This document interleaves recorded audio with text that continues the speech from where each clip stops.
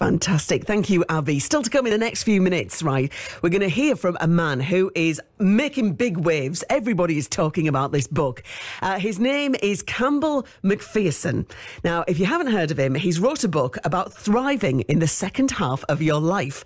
And we've had a chat with him, so we'll bring you that chat next on BBC Radio Tees. BBC Radio Tees has always been the place to win free borough tickets. But now, we're also giving you the chance to win Hartlepool United tickets. For every Hartlepool United home game this season, we'll be giving you the chance to win some tickets on BBC Radio Tees Sport. You could be going to see Hartlepool versus Everton under-21s for free. Join us this Monday night from 6 for your chance to win. You could win tickets to see Hartlepool United on BBC Radio Tees.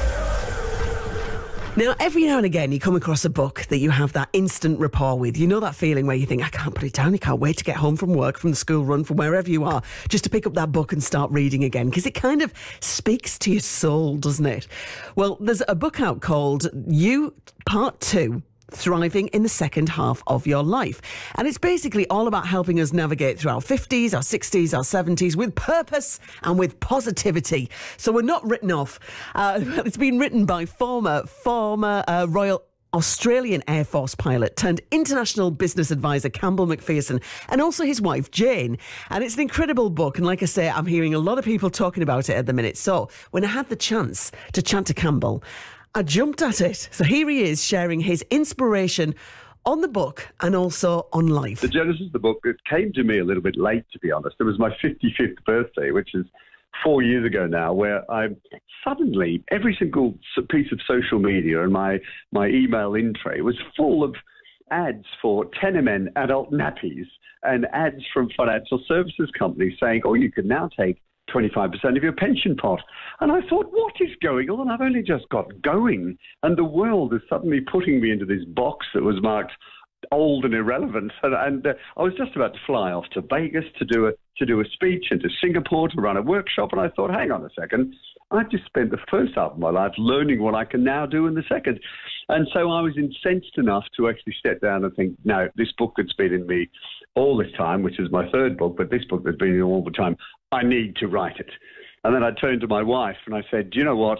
I think we need to write this together so that it's not just a man in his 50s writes about not retiring book. And it ended up working really, really well. When you mentioned there about putting into practice everything that you've been training for in the first half of life, if you will, I mean, this has got to be so much better. So many times, you know, I'd talk to Darcy or I'd talk to other people and you go, if only I'd have had this confidence, if only I'd have known then as a 15-year-old what I know now. So surely the best is still to come. The first chapter is called Interval, which is like, hang on, let's have a pause, look back on the good, bad and the ugly that's gone in the past, and what can we now do about it? The second chapter is It's Only a Number. The third one is all about ageism. And then the most important one, really, is attitude. So it's all about adopting the attitude that you've got. It's like, right, I'm 43. I've got another 40-odd years, maybe even 50-odd years ahead of me. What am I going to do with the second half? And what can I learn from the first one? And a big part of the book is about how to embrace and thrive during change, because there's so much change that is going on in the second half of our lives that we simply have to be able to cope with it and learn how to thrive during change, how to accept it and move on. And I think it's a really, really exciting time. What kind of reaction have you had to the book then? Is everybody saying, my goodness, this was the thing that we were waiting for? Interesting. That's a really good question. I mean, the BBC radio has gone mad about it, which is fabulous. I know we're on the front cover of the Sunday Telegraph at one point. We had a gig at the Cheltenham Literary Festival.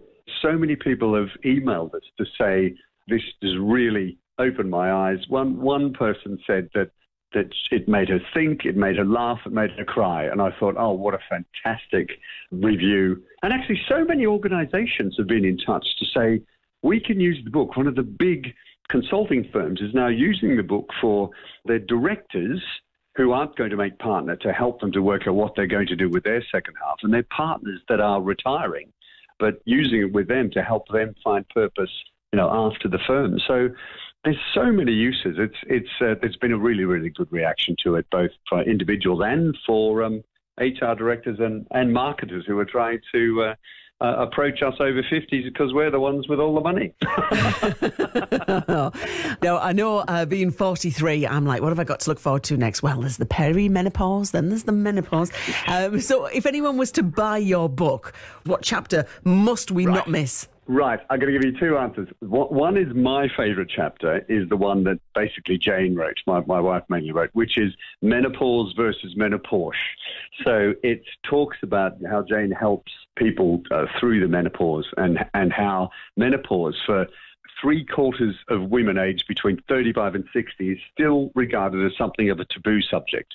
And more than 1/3 of perimenopausal women actually believe that it makes them invisible, and it doesn't have to be like that. So that is the best chapter as far as I'm concerned. And then I tail it with the paler male midlife crisis that I called the menopause, where something happens to men in terms of satisfaction and happiness.